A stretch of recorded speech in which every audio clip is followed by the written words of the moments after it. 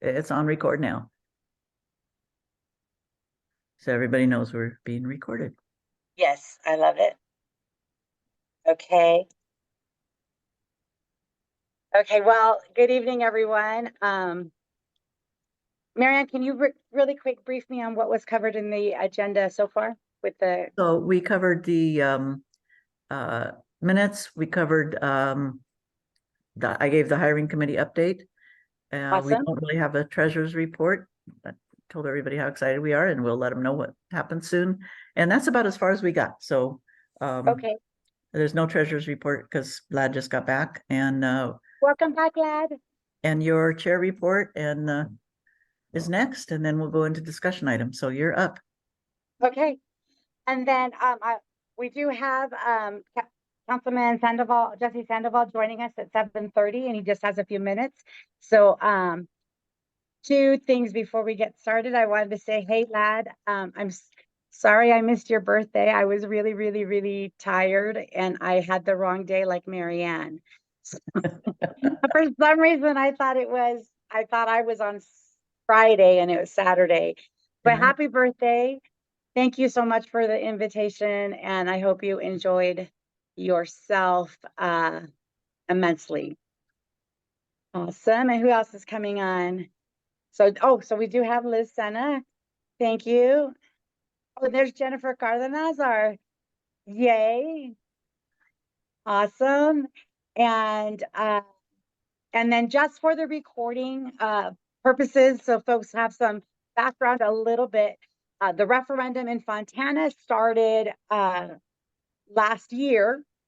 The movement to this started last year with a first initial lawsuit to save the Southridge Wildlands. And then since then, city machinations, as they do, a whole bunch has happened. So fast forward to July 25th was the final city council meeting, planning here, public hearing, general plan amendment for this project. And this was the first time that this project was completely brought forward to the community, to the city council. And they held a public hearing that night. Because there were many folks in attendance, public comments were held down to 1 minute each, cut back from, thanks, Pam. Thank you. And the so normal speaking time of 3 minutes cut down to 1 minute. And so it was again, normal city machinations. That means that a referendum was our only option to start the process of giving the community a chance to have their voice heard. And so, hey, Bobbin, oh my gosh, hi. Bobbin, y'all, for new to the call, Bobbin is our political committee chair. So yay, Bobbin, thank you so much. And also elected councilman in Loma Linda. So yay. So we had 30 days we had 3 days to file a lawsuit. The city office is closed on Fridays. And so 2 days later, Liz Senna walked into the city council or the city clerk's offices and delivered a letter for the referendum. And so correct me if I'm wrong, Marianne, the city attorney then has 10 days to respond. Or Liz, you can help me. Was it 10 days to respond? Yes, 10 days for the response. So 24 hours later, the city attorney responded. So we'll get, thanks, Liz. So 24 hours later, they responded. That starts the 30-day clock that community has to organize and respond to the referendum and collect 10% of the registered voters in the city. And the number is something like 11,000. And even though the city offices were closed on Friday, thank you, Marianne, for that reminder. Liz sent me a text. She received the response from the city attorney while she was at Disneyland, thinking we had the weekend to hear back from them since the city offices are closed on Friday. But BB&K, the city attorney, they're on regular business hours, or maybe he was working overtime too, but he responded and with the email saying that our language had been accepted with some minor modifications, and therefore the referendum is a go. And so 30 days, that was July 28th, Friday, July 28th. So we had until July 27th, August 28th to help me with Liz. You know what? I'm going to let Liz just kind of take it over for, if you want to just give them a quick briefing on where I left off on the process. Folks, ExCom, Liz is a Sierra Club member, but she is also one of the co-founders and organizers of the South Fontana Concerned Citizens Coalition that we have now been partnering with. We all had pledged last year $2,000 to support their efforts, and we're still working on getting it to you all because it got returned. Well, that's a whole other thing. But anyway, we've been supporting them. We're supportive of their work, supportive of what Liz has been doing, and then now she is also employed at another community partner, CCAEJ. And so, she is coming at environmental justice from all angles for our community, for her community, for her children's community, and is new to community organizing, but has done amazing work these last several years that I've known her. So Liz, please take it away. You have a couple of minutes before the councilman jumps on the call. Hi, good evening, everyone. Liz Sena Can you turn on your here. camera? Are you not available to turn? I'm driving. Oh, okay. Go ahead. Yeah, Sorry. Yeah, don't turn on your camera. Okay. So like Bobbi Joe said, I do wear a multitude of hats. My first and foremost one being a mother of two young children, 5 and 4. They are the reason why I do what I do. I help with the administrative side and operations as an operations manager over at CCAEJ, help funded SFCCC, which has partnered many times with all our, local orgs too. So yeah, this has been an ongoing fight, a fight that has really taken us through a roller coaster of events. And most importantly, this process has really helped to open my eyes to alternative options, as well as it's allowed me the opportunity to learn myself the process, but also educate the community. And I think that's the most important thing, is that through this process, a lot of community base building conversations have happened. And in the process of this referendum, we knew that this issue was coming before the council, and we literally had two options. The first and foremost, which a lot of times is utilized, is litigation. However, this type of litigation, specific litigation, had to do a lot with CEQA, and those can be very costly. And so our second alternative, because it was going to be too expensive, we actually thought about doing the referendum. And the reason why we thought about doing the referendum was because the city of Rialto has also had just came off of a referendum themselves, and Ana Gonzalez helped to lead those efforts there. And so really this is a dynamic issue that is happening all throughout the region. And I think that it's important that we pay attention to how other community members are fighting back in their own, area, so that we can kind of use that as a stepping stone for our own efforts and our fight, and to prepare. Because what happens next door in our neighboring cities can very well happen to us. And so with that, we pretty much created a summary, which was approved within like 2 days. And what I really wanted to highlight was what the purpose of the referendum was.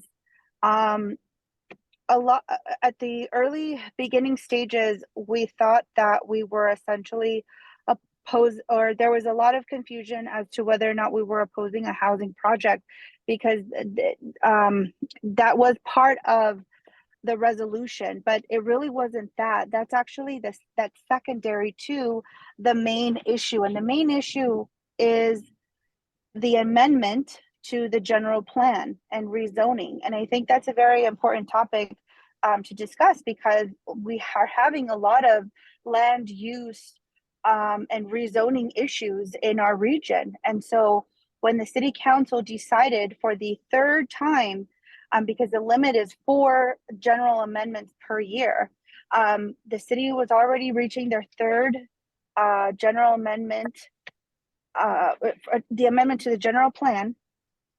And so what they did was they coupled 3 changes into one, and that ultimately did impact the amount of public comment that was provided, number one, and number two, it made the situation very, very tricky. So anyways, with the referendum, it essentially, what we were referending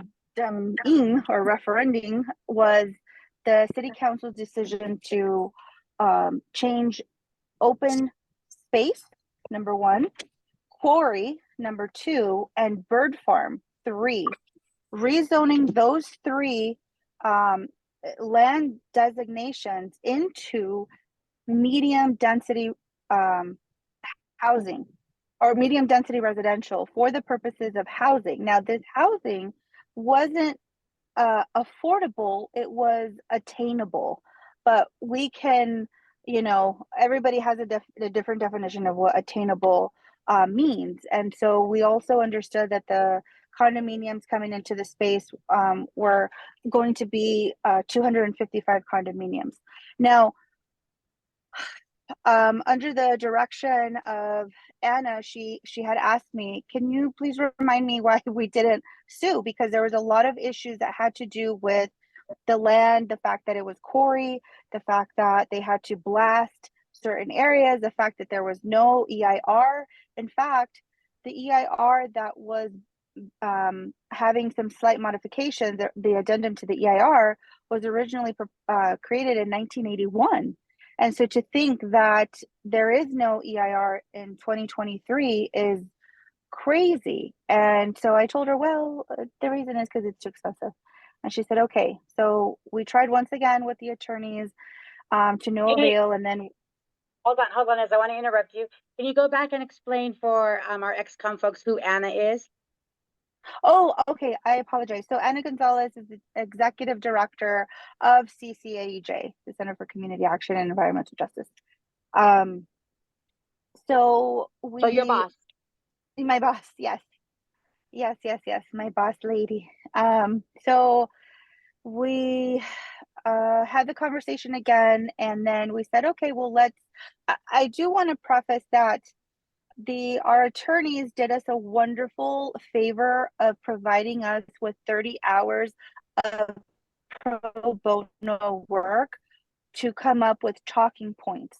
And those talking points essentially is what paved the way for potential litigation.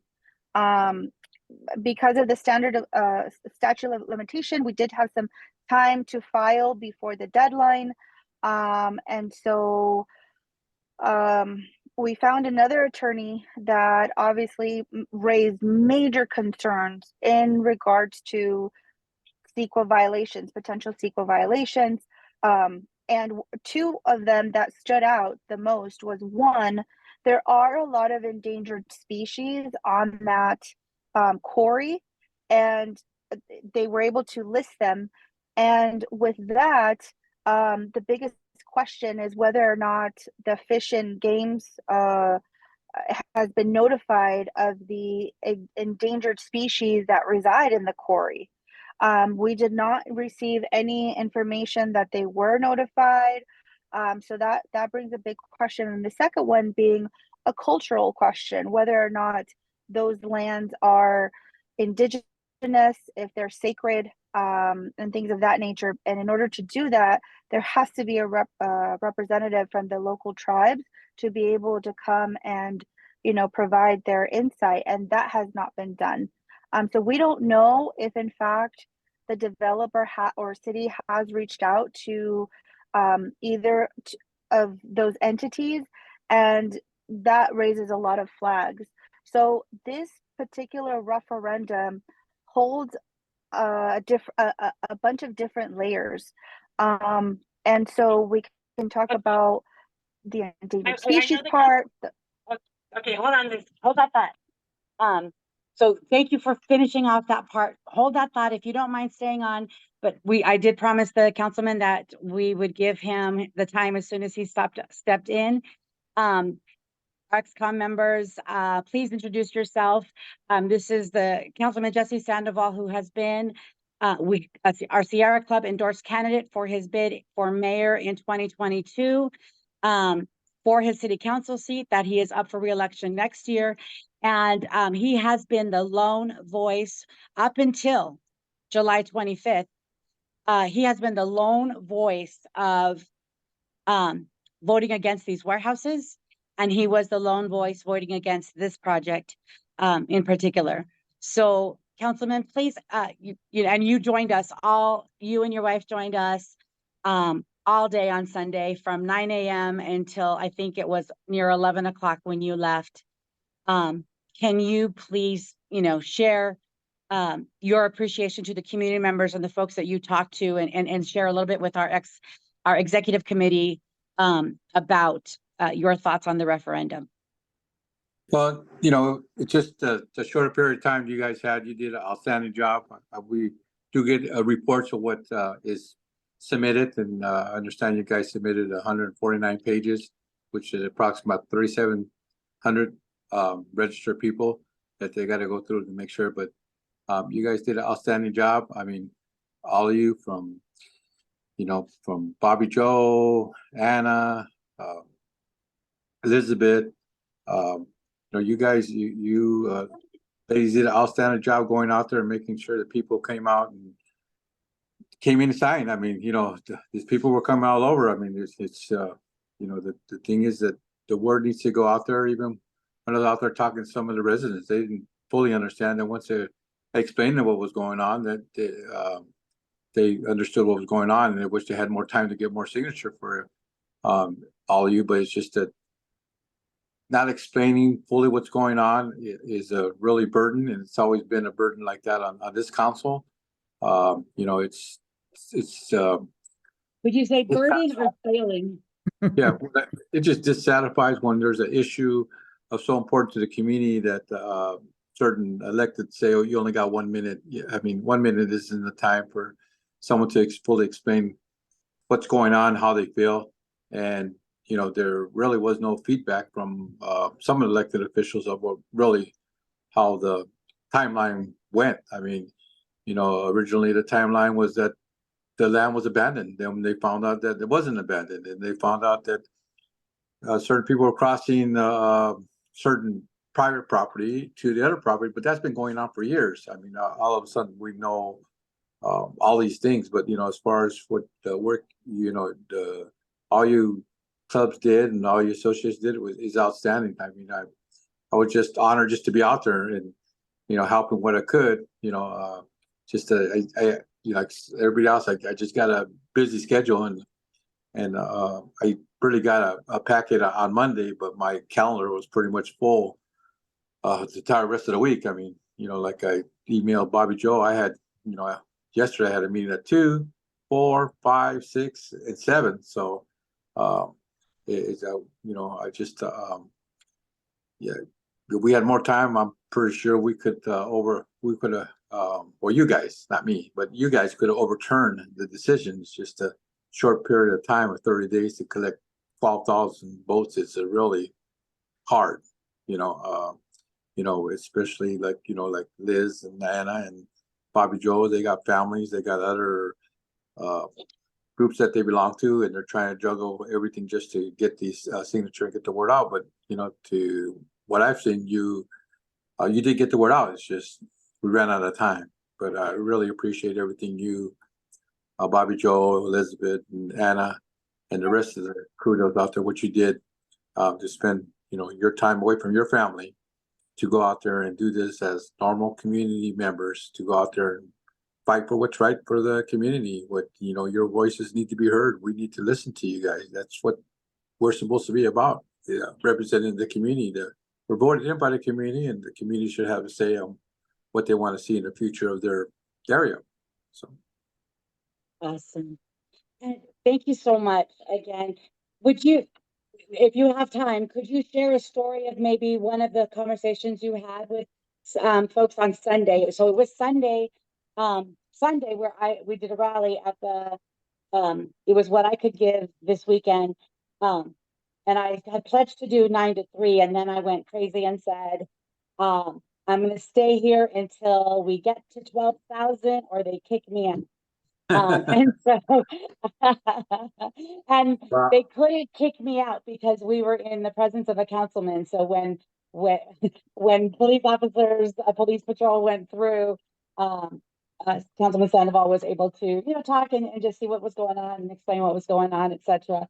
But if you have time, maybe one of the stories that really struck you about the impact of this project on a community member. Definitely it's going to be impacting the whole community, just traffic wise. I mean, it's a 2-lane highway right there on Live Oak. The park, if anything, the park needed to be expanded, because you got to figure that park, when it was made back in the 80s, it was just for that little group of homes that were there. And then you see how they expanded to the east, all the way to the east. And the pool's just not big enough anymore for the citizens around there. And talking to other people there too, we'll get, our seniors are getting a lot older. They need somewhere to be active. But like I said, I remember back in the days when I was telling them that it was called Bird Farm. There was all exotic birds there. That's all that was out there. It was a rock quarry for people to go back and relax and enjoy those exotic birds that are out there. Now that's all gone. I mean, it's just a lot of rich in history.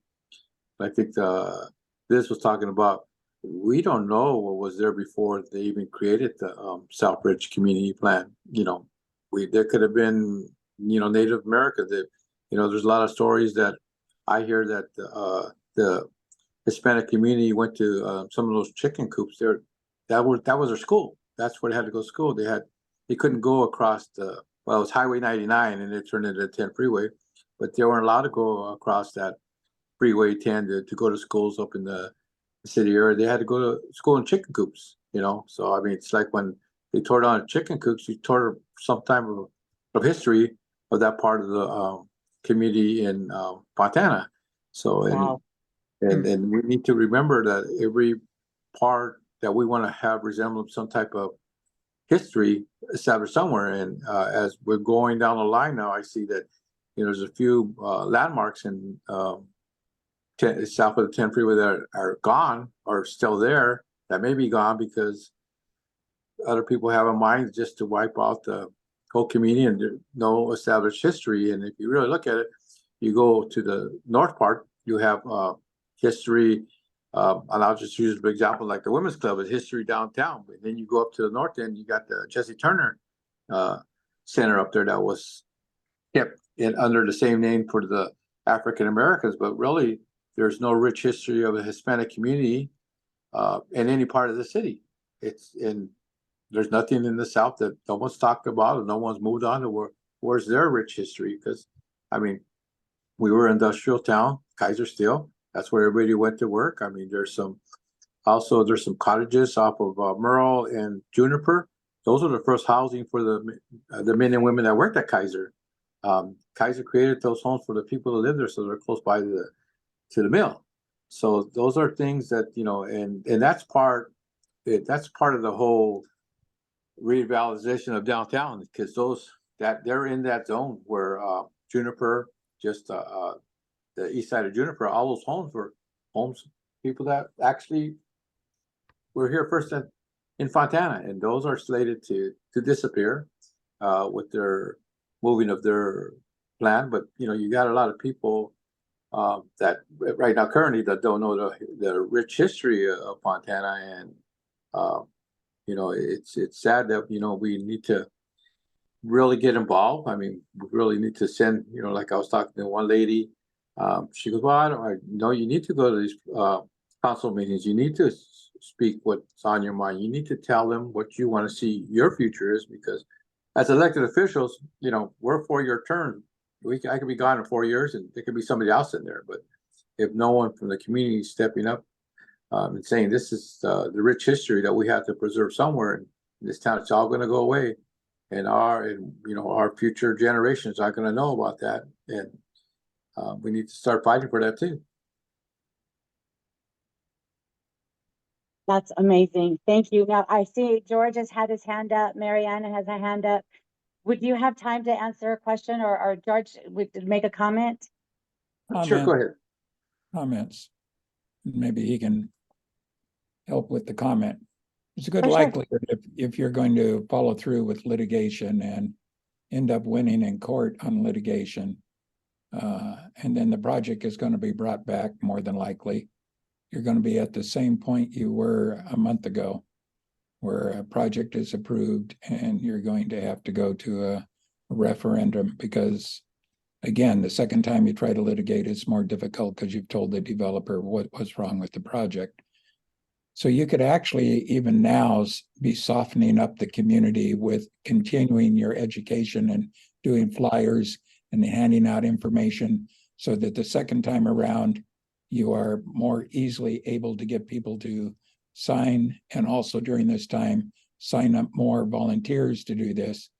Also, if there's any chance of the lands being there for Indigenous people, to maybe get a donation from some of the tribes in the area, who, if you could get 50,000, 60,000 from them, you could then have some paid signature gatherers, pay them $3, $4, $5 a signature, and you could get 10,000 signatures through the paid people and get another 5 from the volunteers. These are all things you could start working on now for the next time around on this. And hopefully the council member would also support you in asking for these additional monies. Oh my gosh, George.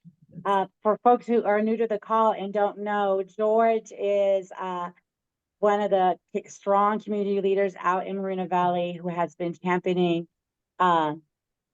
environmental justice and fighting these warehouses, including the World Logistics, which is this mega folk thing has been so those are wise words. And yeah, I hope our team, as we go through our debriefing, we come up with the plan together of how we're going to continue this engagement, because this project is not over, and we still have it. We have a chance.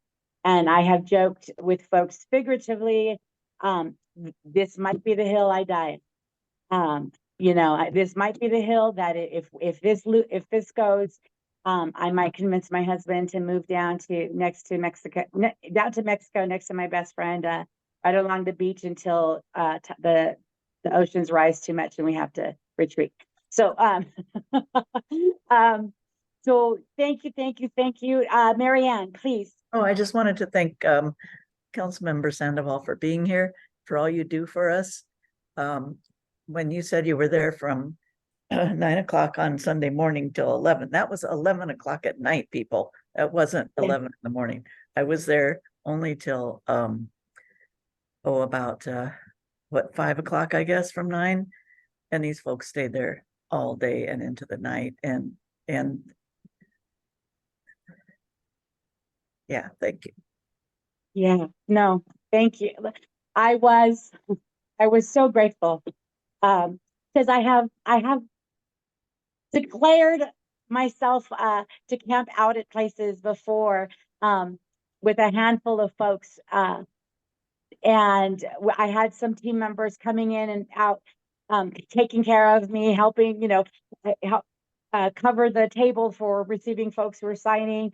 Somebody brought food. Somebody three folks brought food. My friend Gustavo from Pomona brought food, burritos for us in the morning or mid morning, and then Ben brought a water. He brought 2 cases of water for us. Was there. He actually ran to North Fontana to pick up a packet for 2 signatures, and to come back and turn those in for us. It was amazing, amazing, amazing. But the fact that my councilman, although I didn't get to vote for you as my councilman, and we could explain that to the folks, but as my councilman for District 3, to believe in the community and the work that I was trying to do, that Liz was definitely doing, that Anna was doing, for you to believe in us that much and give us 14 hours of your time on a Sunday, I have no words. In You my are my whole, mayor. You are my mayor, Sandoval. and my thing is that when there's a good cause going, that no one should be able to shut them down. They should continue doing the good work they're doing to protect the community. And that's what I'll stand up for, and that's where I'll be. Thank you. Thank you. Please, everyone, give some appreciation to the councilman in the chat, in your reactions. Let him know how grateful we are. Please, please, please. Yes. Thank you, Steve. Thank you. Thank you, Ellen. Thank you, Marianne. Thank you, Jennifer. Yes, this is amazing. Yeah, this was amazing. And I forgot, I just saw Jasmine, you're on the call. When I said some folks brought me food, Jasmine brought food. She brought water and she brought chairs. When she was able to in the mid-afternoon, she said, I can do something in the mid-afternoon. She brought tables and more chairs. I mean, water and more chairs. And then she returned, when I said, I'm still here, she returned with some dinner for me. So thank you, Jasmine. Thank you, team. Thank you, thank you, thank you. So you're welcome to stay on, Councilman. But I did want to give some space to Liz and anyone else. I'm Jennifer especially, because she is, and I'll let you might know her. She is a Sierra Club organizer, but she is also a resident in Fontana. So she gave tremendous time to this referendum campaign as well. So Liz, do you want to finish, or do you want to give some space to Jennifer first, and then we can go back if there's anything more that you want to add? Yeah. Sorry, it takes a minute to unmute. Okay. I want to thank Councilmember Jeff Sandoval for his continued work on the council. Definitely his lone vote is much appreciated, and unfortunately, we have other votes that don't represent the community. And going back to what George has said, I definitely agree that the need for continued education is vital. I think that there is an importance to highlight green zones, open space, carbon sequestration. I know a lot of you are not from the area, but this particular area in question essentially has very, very mature trees that are well over 30 years old, that help with the carbon sequestration and help clean our very contaminated, air polluted air, because of all of the diesel trucks that come through our area. And so not only is this space important to us because it does provide a safe space to participate in outdoor recreation, it also helps with mental health, or improve mental health. And so I would love for any opportunity from any volunteers from the Sierra Club that would be able to elaborate more on that particular part to educating our community. I would love for that. And speaking of volunteers, I definitely want to hand it over to Jennifer Cardenas, who has been exceptional. She has, from like day one, from the start of this referendum, she has, offered help in any way that she could. And so I want to tip my hat off to her. And so I'll hand it over and let her share. So hi everyone, my name is Jennifer Cardenas. My pronouns are she, ella. You might recognize me from one of our meetings in April when I introduced myself as the organizing rep. You know, with everything and all the changes, I have been a little silent. One, because a new structure has also changed my job description. I am now a field organizer, but from that, I know we're going to be working together more, so I look forward to doing that. But when it comes to the referendum, unfortunately, for me, there was no C4 available, so all the work I did was volunteer work. I think the powerful thing for me is that because I work for the Sierra Club, I have the knowledge and the training and mostly like the resources of knowing how to have these conversations, how to make the information of a referendum, of carbon sequestration, of like the environmental impact in our air quality digestible for community. In these 30 days, while a lot of us didn't get a lot of sleep because, you know, I still have to do my regular job and then I clock off and I clock in to volunteer, it was a very different experience. I really wish that, you know, referendums gave us more time. Like when we run for office, when people run for office, they have a lot of time to campaign. I wish it was something similar like that, because I know the momentum that we were building was strong. Creating those connections with communities that didn't even know this was happening, really changed the perspective of people living in Fontana, because one, for them, they couldn't fathom the idea that something like this could happen, that a whole area that they knew that they could go hike, biking, bird watching, because I've bird watched there, would be an area that can literally be demolished in order to bring housing. They're against the rocks. Yeah. Oh, sorry, the video. I was talking. Liz, you don't know because you're driving, but I've been flashing pictures of the area, including pictures from this video from a hike that Mariette and I took on Memorial Day. Go ahead, Jennifer. No I don't problem. think I talked anymore. So for these 30 days, one of the biggest highlights was being able to bring community into understanding the kind of movement we're trying to make, especially when you have to teach a community the language of you're a frontline community. These warehouses make you a frontline community. What does that mean? How are you impacted? Some people didn't know that the air quality is the reason that their kids have asthma or nosebleeds. And, you know, some of these conversations were really hard. These 30 days was, you know, I'm lucky that I am trained in a way where I do outreach all the time. And one of my jobs is to organize and educate. But the reality is we need to be able to, like, you know, really have these conversations more often with community. George, I'm looking at you about bothering you about all those great ideas you just had. And really just, you know, continuing that movement of bringing this knowledge to community so that next time when we file the you know, if we have to file a referendum, people know, okay, I know how this works. I know what this is. I will now be able to like get involved and make it more digestible. But thank you. I don't want to take too much time. I know there's other volunteers on this call and other people that joined us for the referendum. Awesome. Thank you, Jennifer. Thank you. Thank you. Thank you. Thank you. Thank you.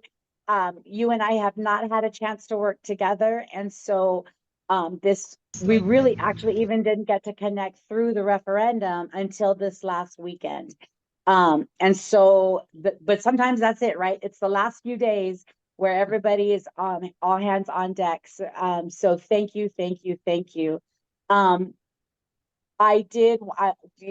This is the park, the Southridge Park on the other side of the park. It tabled, yeah. So I'm just gonna keep letting the slides go and here's from the city council meeting that night. deputy director, we had, that was the other side. That was the chamber folks. That was the developer folks. That was, not our team. This, was the agenda and the backup material for that item. For the public hearing that was released on Thursday at 4:50 something or 4:30 something. So it was thousands of pages that the council and the mayor and community were supposed to review in 72 hours. But even if they were to say, oh, well, that's the same packet of information that was done. And there's Jocelyn, we were assembling the information packets. Our great volunteer, Evan Webb, very quiet, but just amazing. Oh, I took a selfie, sorry. Oh, and then this was a tree that actually, we were there at the park and something happened and it broke. Here was the headquarters that Anna of CCAEJ were able to secure for the campaign. Melissa May, who was a veteran of Ontario referendum, helped in at Rialto. She's had a couple of times where she was able to staff the office. I want to pause this. This is my husband. Some of you all haven't known. This was our family reunion. So I did have to take a vacation or a break from the referendum. This was the first family reunion that we had in 3 years, and we lost a lot of folks, some through COVID and then just some through the after effects of COVID. And so this was the first time we came together as a family. I want to say there was probably 200 people there. This is the family of my great grandfather and his mom. And it's his brothers and sisters. So it's my grandmother's aunts and uncles. So that's where I was on one Saturday, the third Saturday of August, because that's the time we have it. And that is my husband, who is incredibly understanding and incredibly supportive and enables me to do what I need to do for our community and for our children, by providing and caring for our boys those so many nights when I'm not there. And of course, I'm gone during the day for work. And then those rare weekends that we have. And then I took on this campaign. So I wanted you all to know this man, who you'll only see bring ice. He brought ice because I called him and said, I'm really thirsty. And Ben bought 2 cases, but I don't want to drink the whole thing. So can you bring me my own water and some Gatorade? And he did, brought the boys, dropped it off, and, went back into cool spaces because it was hot. But Gil Chavarria, I met him at Fontana High School. We have been married. Next year will be 30 years. We bought our house here in Fontana in 1993 when we were 21 and 22 years old. And this is where we wanted to raise our children if ever we had them. And we do have them now. And Ethan is 14, Ezra is 11. And it was they who really made me start paying attention to my local community, because this is where they were going to be raised.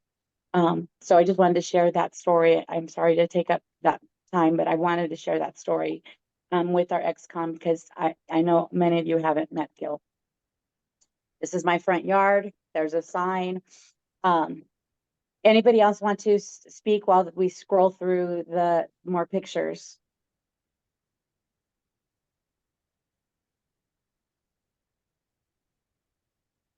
Oh, Bobbi, yes.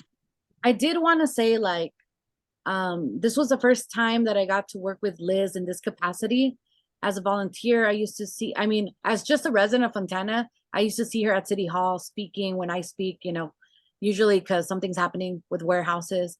But I think this was the first time I got to collaborate with a grassroots organization, two grassroots organizations, right? CCAEJ and the Concerned Citizens of Fontana. And I think, you know, something that we value in the Sierra Club is, you know, right now I'm putting on my organizer hat, is I really value being able to work with grassroots organizations, because the network that they created was just fascinating and it was strong, and you could see the solidarity. I think, you know, eventually when I do get to work as an organizer with the chapter, and then bringing in organizations like those to work with us, I think we're going to be really strong in the IE. And I think it was very empowering to like be able to see these organizations and people like Liz, you know, she's cooking for her kids, making sure she's drops them off at school. And then at school, you know, she's out there getting signatures right after she drops off her kids. And, you know, I meet her a little bit after school because when we get out or she gets out, and it was just amazing seeing how grassroots are developed in cities that really need it. And that's all I really wanted to say, because I wanted to highlight these two orgs that I got to see in action as a resident. Yeah, Absolutely. Again, they were the community partner that Sierra Club has relied on for these last several years, and Liz in particular for South Fontana. Liz and some of the other folks, right? Cynthia and Jasmine and Brian Coldy and Marty Zuno and all of the folks who were there on the conference call, on the weekly calls that she would hold during COVID, and Mimi and Rebecca, and like some of these folks.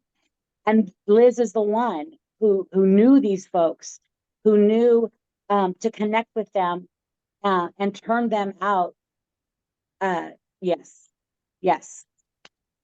Hands up, cheering for the efforts and the commitment and the dedication and the solidarity and the perseverance, because this has been a hard journey for all of us who've been here for a while. And yeah, we are just getting started. I did want to highlight that Melissa May broke away from campaign to come visit on Sunday with us as well for a little bit. And the Office of Assembly Member Eloise Reyes, the Assembly member was not able to make it, but she did send a representative, and he sat with us. Prince, some of you might know him. Prince sat with us for an hour and a half before he had to leave to another event, and listened to our stories, listened to community, listened to the organizers and the volunteers and the work that we had been doing. And he took that all back to the Assembly member and their team, so that and Eloise sent me a message because I invited her late Saturday night when I figured out what I was going to do, that I was going to stay there until 12,000 or until they kicked me out. And she reached out to me and said someone will be there. And says, I'm unable to join you, unfortunately, but I have confirmed that Prince will be joining you tomorrow. What you are doing is extremely important. So that's the words from our Assembly member, also an endorsed candidate of Sierra Club and a huge supporter with her 100% rating of environmental and our EJ champion here. You all know that. So here's more. This is the trail. Anyone else that would like to speak? I want to wrap it up. I promised my son would get home close to 8 or as close to 8 as possible. So anyone else? And I want to let our ExCom members go too. I think there's some things in the chat. And Oh, please, I don't have access to the chat. Oh, okay. How I'm Yes, doing there's, this? you know, Henry, all the hard work is amazing. Keep it up. Let's see. Ellen had something up here. It takes so much courage, patience, and collaboration. Absolutely. Yeah. Collaboration is the key, right? I'll save the, Collaboration. yeah, I'll save the chat. Please keep going. Is there any more? No, that was, Henry was the last one, but yeah. I'll Okay. save it. So yeah, yeah, this is just such amazing work,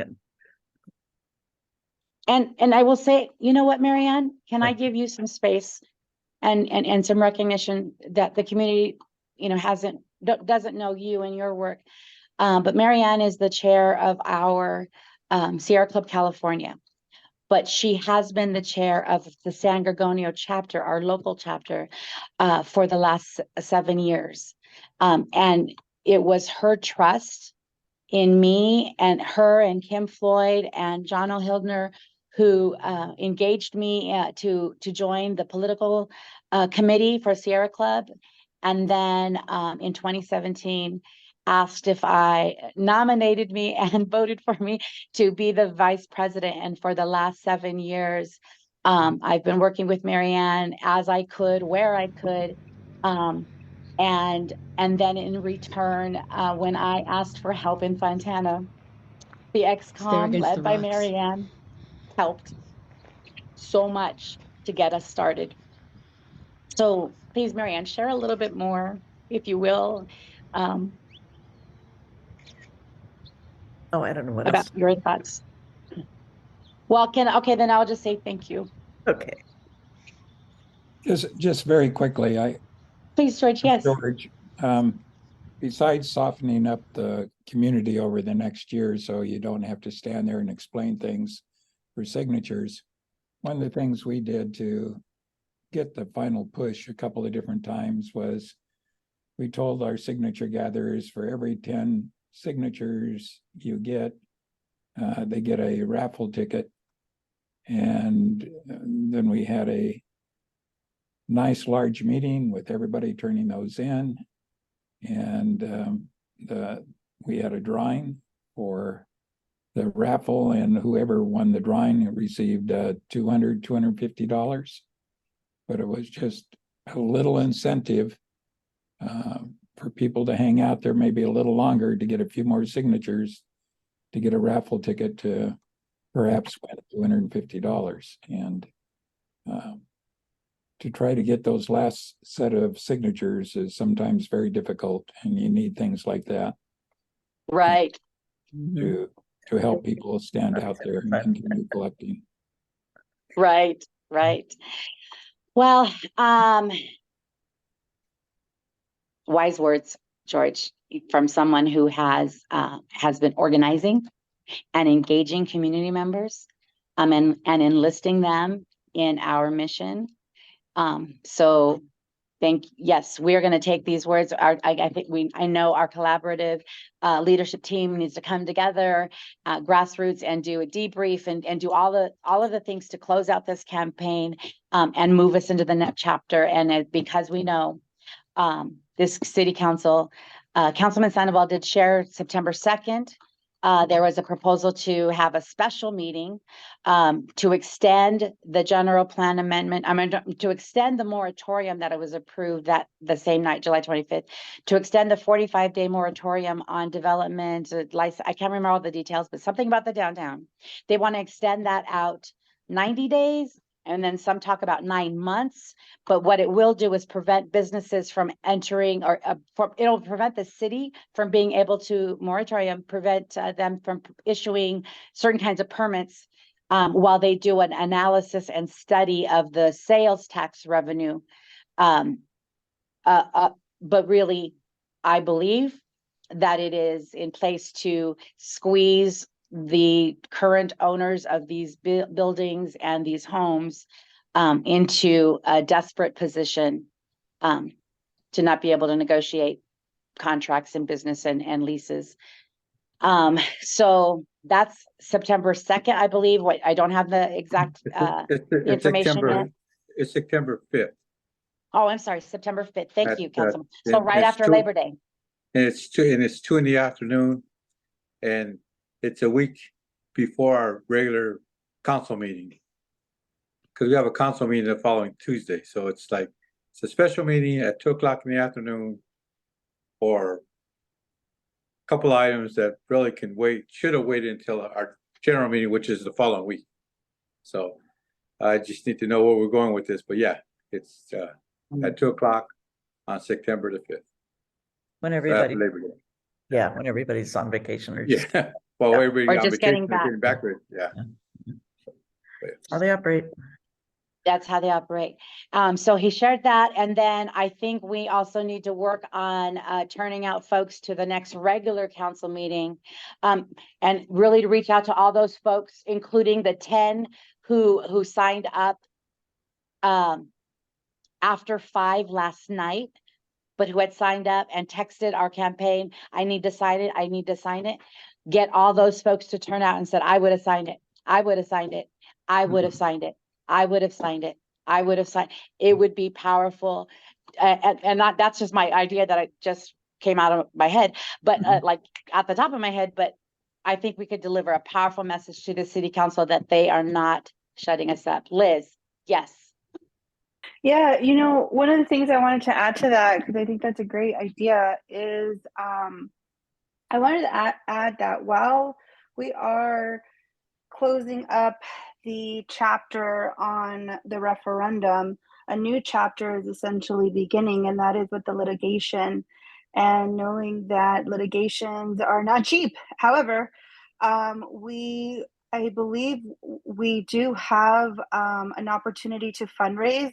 And so one of the conversations that I had with my neighbor last night, she came to my home. Oh my God, what time was it? It was like 7 or 8 o'clock. And I opened up the door and she's handing me 4 signatures in a folder. And she said, I'm so sorry. I tried and I couldn't. She works at the local grocery center at Cardenas. And she said she was trying to, talk to her manager to use some space inside to get people to sign, and they wouldn't let her. And so she kept apologizing and said, I'm sorry, I only had 4 signatures. And I didn't even want to tell her that, it was too late. I just thanked her anyways. And she said, a lot of the people that are in the community were not able to sign because of citizenship. They don't have the right to vote. And so to tie on to, I wish I could have, or if I would have, maybe we can create a campaign that essentially generates revenue and funding, so that, funding is not limited to citizenship essentially, and anyone can donate. And it can be, a merely $1 to $5 to help pay for the litigation fees. And so maybe using that energy to say, okay, if you were not able to participate in the first process, let's Thank you, Ellen. find a way Yeah, to help on the second process, this chapter 2. absolutely. Phase 2, because I think we're part of a movement. Phase 2, thank you. Marianne, yes. I was Yeah, just go gonna ahead. say that I think we do need to wrap up this part of the meeting, and I think this is a wonderful conversation for us to continue as in a organizing plan for this next get- step. So You got it. So yeah, so thank then let me everyone finish for my being chair's. here. Yes, let me finish my chair's report. Yes. Okay. I didn't get to do this at the beginning because I have a very old computer, and it also was a tragic windy gust knocked over my work table, and my laptop hit the floor as well. It's still working, but it's a little slow now. So I couldn't load this up earlier to start off my chair's report. And so I do want to take a moment, as some folks talked about, we do not know the story, the history of this land, and our native land acknowledgement that we begin our Sierra Club meetings with asks us to understand and acknowledge and honor the history on which our businesses